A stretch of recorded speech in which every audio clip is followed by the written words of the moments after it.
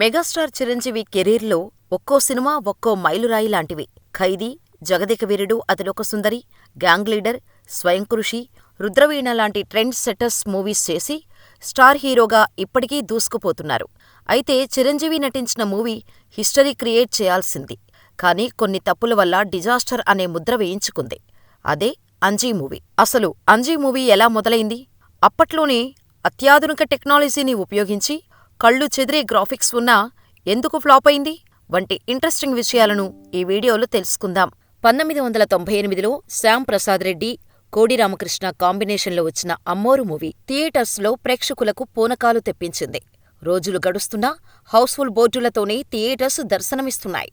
అంతలా హిట్ అయింది 'అమ్మోరు' మూవీ. ఈ సినిమా చూసిన మెగాస్టార్ చిరంజీవి శ్యామ్ ప్రసాద్ రెడ్డిని ప్రత్యేకంగా కలిసి అభినందించారు. మనం కలిసి పనిచేద్దామండీ మాటల్లో భాగంగా శ్యాంప్రసాద్ రెడ్డితో అన్నారు మెగాస్టార్. అంతకంటే భాగ్యమా? ఖచ్చితంగా సినిమా చేద్దాం అని ఆనందపడిపోయారు శ్యాంప్రసాద్ రెడ్డి. ఇక ఇదే మాటను కోడి రామకృష్ణను కలిసి ఓ మెగా గ్రాఫిక్ మూవీ చేద్దాం, మెగాస్టార్ చిరంజీవి చాలా ఇంట్రెస్టింగ్గా ఉన్నారు అని చెప్పారు శ్యాంప్రసాద్ రెడ్డి. గ్రాఫిక్స్ ఇప్పుడు వద్దు, చిరంజీవితో ఓ డబుల్ యాక్షన్ ఉన్న కమర్షియల్ మూవీ చేద్దాం అన్నారు కోడి రామకృష్ణ. కానీ అప్పటికే చిరంజీవికి మాట ఇవ్వటంతో 'అమ్మోరు'ని మించిపోయే గ్రాఫిక్స్ సినిమా చేద్దామని శ్యామ్ ప్రసాద్ పట్టిన పట్టు వదల్లేదు. ఇప్పుడు కథ సిద్ధం చేయాలంటే టైం పడుతుంది కదా అని కోడి రామకృష్ణ అంటే, చిరంజీవిగారు మనకు పూర్తిగా సహకరిస్తాను అన్నారు. మీరు కథ సిద్ధం చేసుకోండి అని హామీ ఇచ్చేశారు శ్యామ్ ప్రసాద్. అలా 'అంజీ' మూవీకి బీజం పడింది. భగీరథుడు తన పూర్వీకులను బతికించటం కోసం ఆకాశగంగను భూమి మీదకు తేవాలనుకుంటాడు. అయితే ఆ శక్తిని తట్టుకోవటం కోసం తన ఆత్మశక్తితో తయారు చేసిన ఆత్మలింగాన్ని భూమి మీద ప్రతిష్ఠింపచేస్తాడు శివుడు. అలా ఒక ప్రణవ మహాశివరాత్రి నాడు ఆకాశగంగ భూమికి దిగివచ్చి ఆత్మలింగాన్ని అభిషేకిస్తూ కిందకి ప్రవహిస్తోంది. ఈ ఆత్మలింగం అద్భుతమైన శక్తులు ఉంటాయి. ప్రతి 72 అంటే 6 పుష్కరాలు ఒకసారి వచ్చే ప్రణవ మహాశివరాత్రికి ఆకాశగంగ స్వయంగా భూమికి దిగివచ్చి ఆత్మలింగాన్ని అభిషేకిస్తోంది. ఆ సమయంలో ఆ పవిత్ర జలాన్ని తాగిన వారికి మరణం ఉండదు, పైగా నిత్య యవ్వనులవుతారు. వారికి అద్భుత శక్తులు వస్తాయి. ఈ ఆత్మలింగాన్ని కావాలని విలన్ అనుకుంటాడు. హీరో ఆత్మలింగాన్ని ఎలా కాపాడాడు అనేది స్టోరీ. ఈ స్టోరీ లైన్ చెప్పగానే చిరంజీవిగారు థ్రిల్లైపోయారు. సినిమా మనం చేస్తున్నాం అని చెప్పేశారు మెగాస్టార్. ఇక కోడి రామకృష్ణ, శ్యాంప్రసాద్ రెడ్డి ప్రీ ప్రొడక్షన్ పనులను 1998లో మొదలుపెట్టారు. అయితే ఈ సినిమా కథను కోడి రామకృష్ణ సిద్ధం చేసుకుని ముందుగా విక్టరీ వెంకటేష్తో చేయాలని డిసైడ్ అయ్యారట. వెంకీకి కథ చెప్పటం, అతను ఓకే చేయటం జరిగిపోయింది. అయితే నిర్మాత శ్యాంప్రసాద్ రెడ్డి చిరంజీవిని కలిసినప్పుడు 'అంజీ' సినిమా గురించి చెప్పి కథ నేరేట్ చేశారట. చిరంజీవికి కథ బాగా నచ్చటంతో నేను చేస్తానని అన్నారట.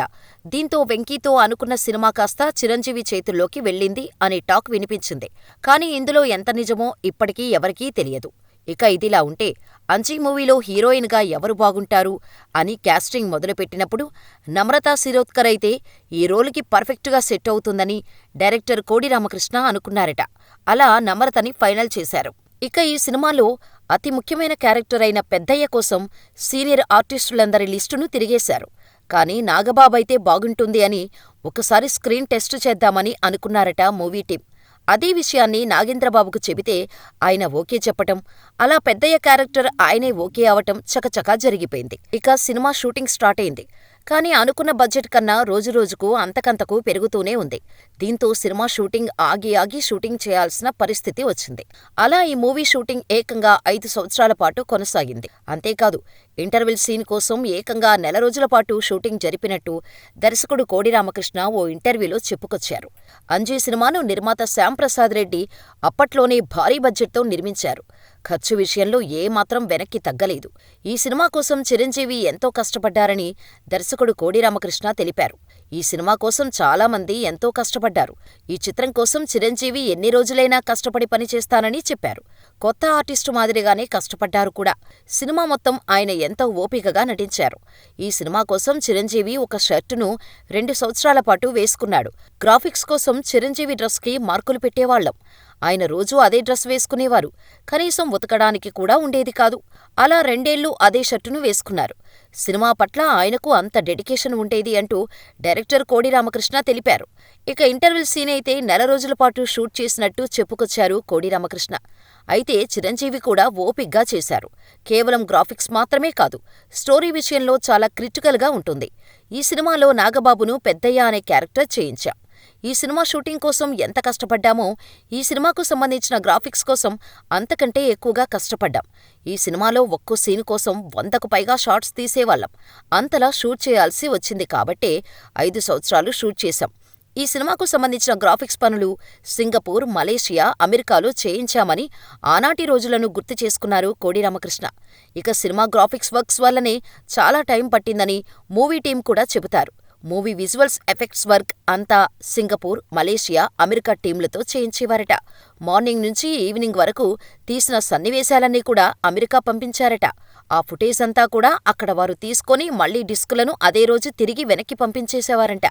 అలా వచ్చిన అవుట్పుట్లో ఏమైనా కరెక్షన్స్ ఉంటే చూసుకొని మళ్లీ పంపించేవారట.